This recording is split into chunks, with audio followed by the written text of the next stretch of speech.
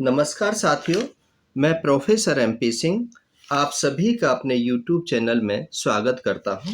साथियों, आज मैं बताने जा रहा हूं कि होली का त्यौहार क्यों मनाया जाता है और इसके पीछे के कारण क्या रहे हैं।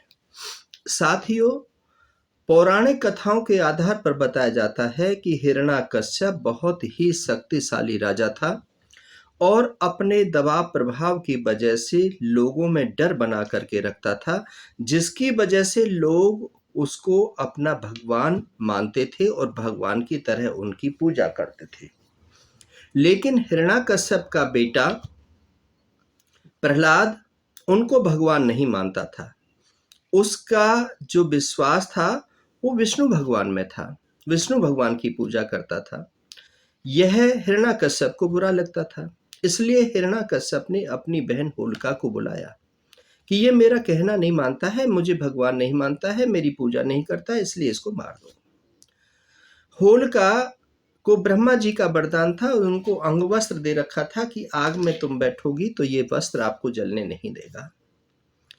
होलिका ने उस विधि को अपनाया और भक्त प्रहलाद को अपनी गोदी में लेकर के जलती हुई आग में बैठ गई, जिसकी वजह से प्रहलाद बच गए और होलिका जल गई।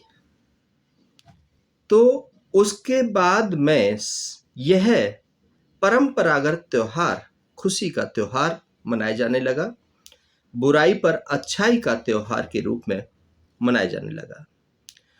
दूसरी पौराणिक कथा के आधार पर बताते हैं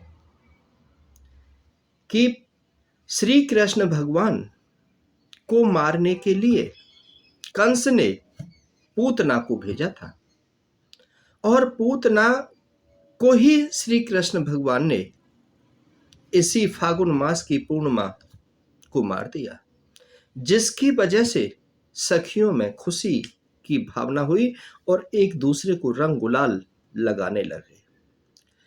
तो ये पौराणिक कथाओं के आधार पर इस त्योहार को मनाया जाता है। साथियों, इसमें पहले दिन छोटी होली होती है, जिसके लिए अधिकतर लोग महीने से उसका तैयारी कर रहे होते हैं। कहीं से घास लाते हैं, कहीं से लकड़ी लाते हैं, उसको एक जगह पर रखते हैं और उसकी परिक्रमा करके विधि विधान के साथ उसमें आग लगा देते हैं। और कुछ लोगों की परंपरा रही है कि गांव देहात के जो लोग होते हैं, जहां फसल होती है, वो गेहूं और जौ की बालियां लाते हैं, उसमें भूनते हैं और रात में अपने पड़ोस में अपने चाचा ताऊ भाई भतीजों के यहाँ जाते हैं, जौ की बाली देते हैं, नमस्ते करते हैं, उनकी चरण वंदना करते हैं और उनका आशीर्वाद लेते हैं। लेकिन शहरों में जो लोग रहते हैं वह कुछ इस प्रकार से मनाते हैं कि उस दिन ढोल नगाड़ों के साथ में परिक्रमा करके नाचते गाते हैं और गुझिया वगैरह मिष्ठान बनाते हैं और उनको खुद बना करके खाते हैं और खिलाते हैं।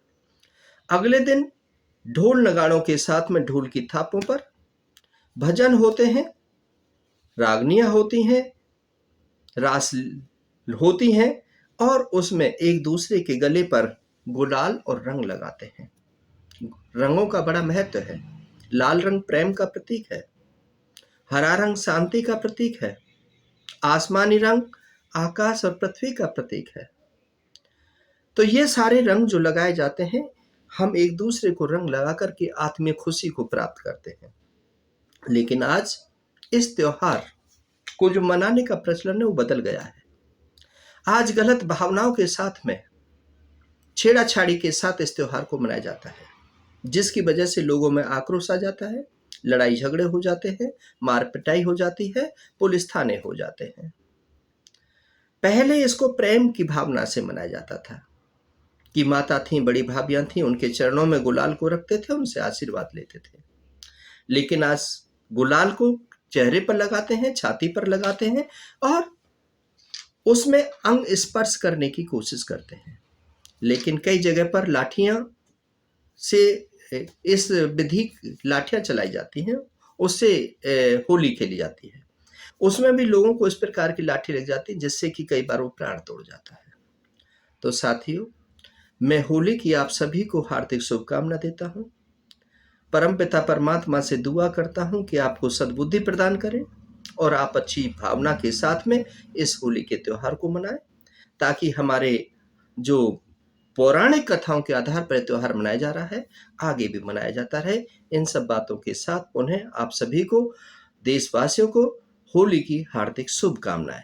होली का मतलब है जो होलिया उसको भूल जाओ, नए तरीके से इन रिश्तों में प्यार लेकर के आओ, भाव लेकर के आओ, आपसी भाईचारों को बनाओ, बहन बेटियों की इज्जत करो और रंगों की तरह आप हमेशा मुस्कुराते खिलाते रहो। बहुत बहुत शुभकामनाएं, बहुत बहुत प्यार, बहुत बहुत सम्मान।